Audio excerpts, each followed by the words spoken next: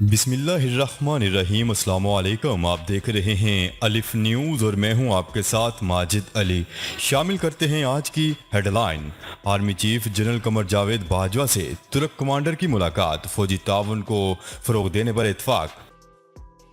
طالبان کا بدخشاں کے متعدد اضلاع پر قبضہ، افغان فوجی تاجکستان فرار۔ جب اور جہاں ضروری ہوا ایران کو نشانہ بنانے سے پیچھے نہیں ہٹیں گے، اسرائیلی وزیر دفاع کی ایران کو دھمکی۔ جنگ میں مضبوط پوزیشن کے باوجود مذاکرات کے لیے سنجیدہ ہیں، طالبان کا بڑا بیان سامنے آ گیا۔ تورخم بارڈر ہر طرح کی آمد و رفت کے لیے بند کر دیا گیا۔ اسرائیل اور روس کے درمیان بڑا بریک تھرو، اسرائیلی صدر کا روسی صدر ولادیمیر پیوٹن سے ٹیلی فونک رابطہ۔ میانمار میں فوجی بغاوت کے مخالفین پر کریک ڈاؤن آپریشن۔ خطے کے ممالک افغان حکومت و طالبان سے بات کریں تاکہ امن کی راہ ہموار ہو، وزیر اعظم عمران خان۔ برطانوی حکومت کا کورونا پابندیاں ختم کرنے کا اعلان۔ پاکستان اور دنیا بھر کی خبروں سے باخبر رہنے کے لیے الف نیوز کو سبسکرائب کر لیں اور بیل آئیکن کو کلک کرنا نہ بھولیے گا۔ ناظرین، اپنی آرا کا اظہار کمنٹ سیکشن میں لازمی کیجیے گا۔ ہیڈ لائنز آپ نے جانی، اب بڑھتے ہیں خبروں کی تفصیلات کی طرف۔ Army chief general Qamar Javed Bajwa سے ترک کمانڈر کی ملاقات، فوجی تعاون کو فروغ دینے پر اتفاق۔ Army chief general Qamar Javed Bajwa سے ترک زمینی فوج کے کمانڈر نے ملاقات کی، جس میں باہمی دلچسپی اور پیشہ ورانہ امور پر تبادلہ خیال کیا گیا۔ دونوں ممالک کے عسکری سربراہوں نے فوجی تعاون کو فروغ دینے پر اتفاق کیا۔ ISPR کے مطابق ملاقات میں دفاعی اور سیکیورٹی کے شعبوں میں تعاون کا جائزہ لیا گیا۔ Army chief general Qamar Javed Bajwa نے کہا ہے کہ ہم ترکی کے ساتھ برادرانہ تعلقات کو انتہائی اہمیت دیتے ہیں۔ ہمارے تعلقات تاریخی اعتبار سے انتہائی مضبوط ہونے کے ساتھ ثقافتی اور مذہبی رشتے سے جڑے ہیں۔ دونوں ممالک نے فوجی تربیت اور انسداد دہشت گردی شعبوں میں بھی تعاون بڑھانے پر اتفاق کیا۔ ترک کمانڈر نے علاقائی امن اور دہشت گردوں کو شکست دینے میں پاک فوج کی قربانیوں کی بھرپور تعریف کی۔ اس سے قبل GHQ آمد پر ترکی کی بری افواج کے کمانڈر کو گارڈ آف آنر بھی پیش کیا گیا۔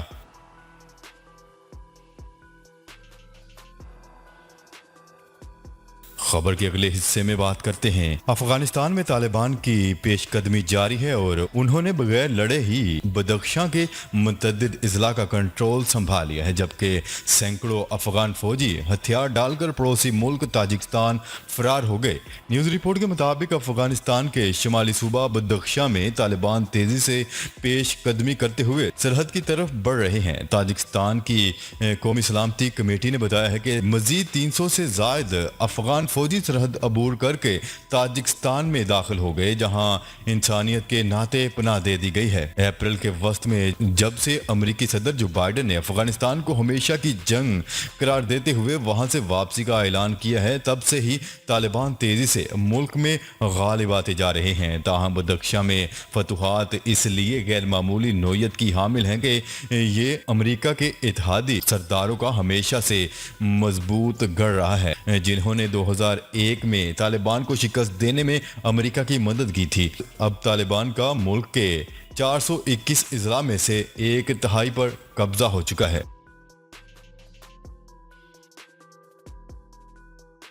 خبر کے اگلے حصے میں بات کرتے ہیں۔ جب اور جہاں ضروری ہوا ایران کو نشانہ بنانے سے پیچھے نہیں ہٹیں گے، ایران کو جوہری ہتھیاروں کے حصول سے ہر قیمت پر روکیں گے۔ اسرائیلی وزیر دفاع نے ایران کو بڑی دھمکی دے دی۔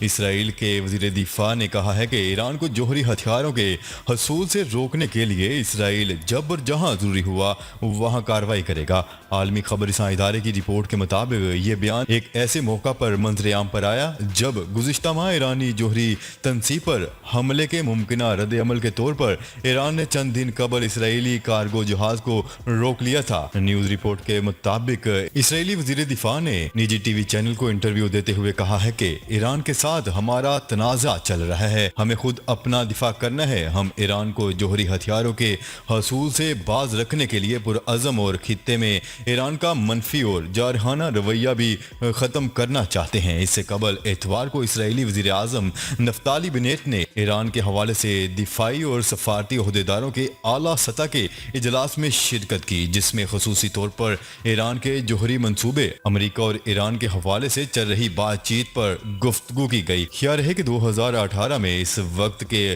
امریکی صدر ڈونلڈ ٹرمپ نے ایران اور عالمی طاقتوں کے مابین ہونے والے جوہری معاہدے کو ختم کرتے ہوئے ایران پر سخت پابندیاں عائد کر دی تھیں۔ امریکہ اور ایران کے درمیان جاری مذاکرات میں دونوں ہی فریقین کا دعویٰ ہے کہ اس حوالے سے خاصی پیش رفت ہوئی ہے، لیکن تاحال کوئی معاہدہ طے نہیں پا سکا۔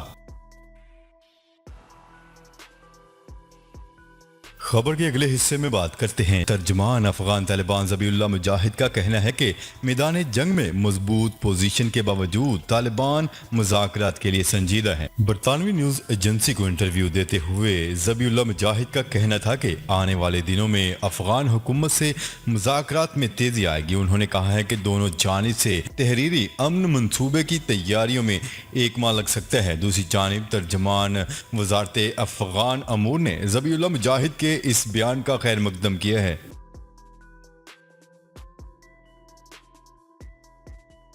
خبر کے اگلے حصے میں بات کرتے ہیں۔ پاک افغان سرحد تورخم بارڈر کو ایک بار پھر آمد و رفت کے لیے بند کر دیا گیا۔ وفاقی وزیر داخلہ شیخ رشید احمد نے سماجی رابطے کی ویب سائٹ ٹویٹر پر لکھا کہ تورخم بارڈر کو national command and control centre NCOC کی ہدایت پر بند کیا جا رہا ہے۔ یہ فیصلہ کورونا وائرس کے پھیلاؤ کو روکنے کے لیے کیا گیا ہے۔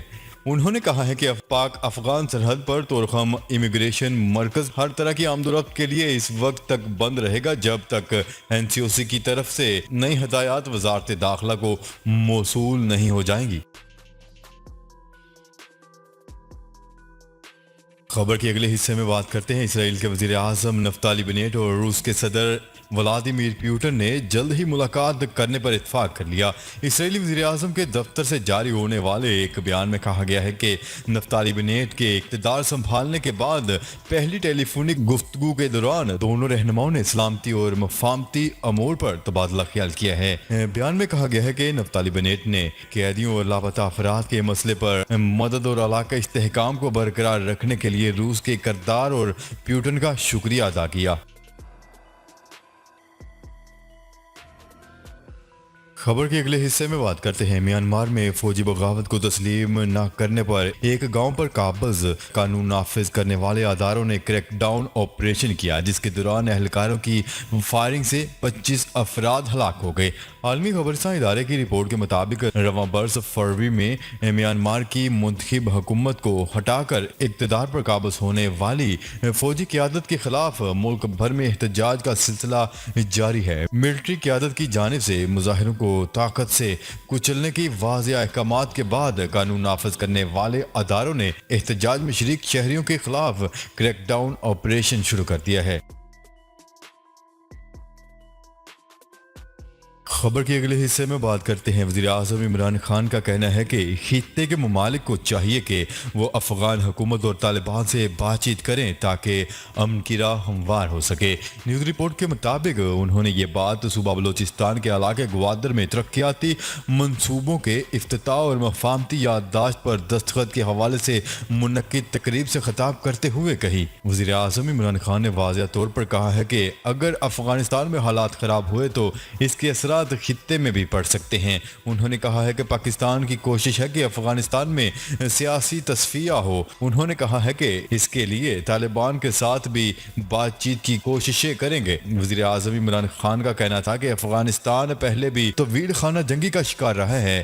ان کا کہنا تھا کہ ہماری کوشش ہوگی کہ وہاں حالات ٹھیک رہیں اور خانہ جنگی نہ ہو۔ وزیر اعظم عمران خان کا کہنا تھا کہ خطے کے تمام ممالک کی کوشش ہے کہ افغانستان میں امن ہو۔ ان کا کہنا تھا کہ خانہ جنگی کا نقصان افغانستان کے علاوہ خطے کے دیگر ممالک کو بھی ہوگا۔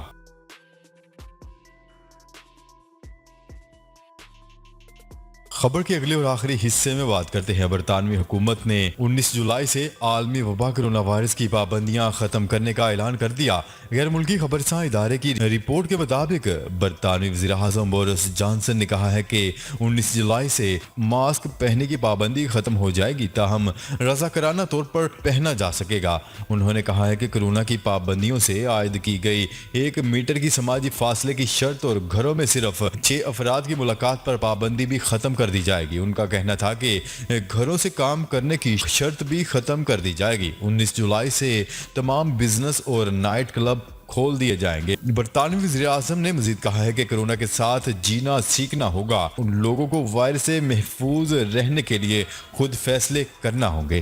جی تو ناظرین، آج کے لیے اتنا ہی۔ مزید خبریں لے کر بہت جلد آپ کی خدمت میں حاضر ہوں گے۔ تب تک کے لیے اپنا خیال رکھیے گا۔ اللہ نگہبان۔ پاکستان زندہ باد، پاکستان آرمی پائندہ باد۔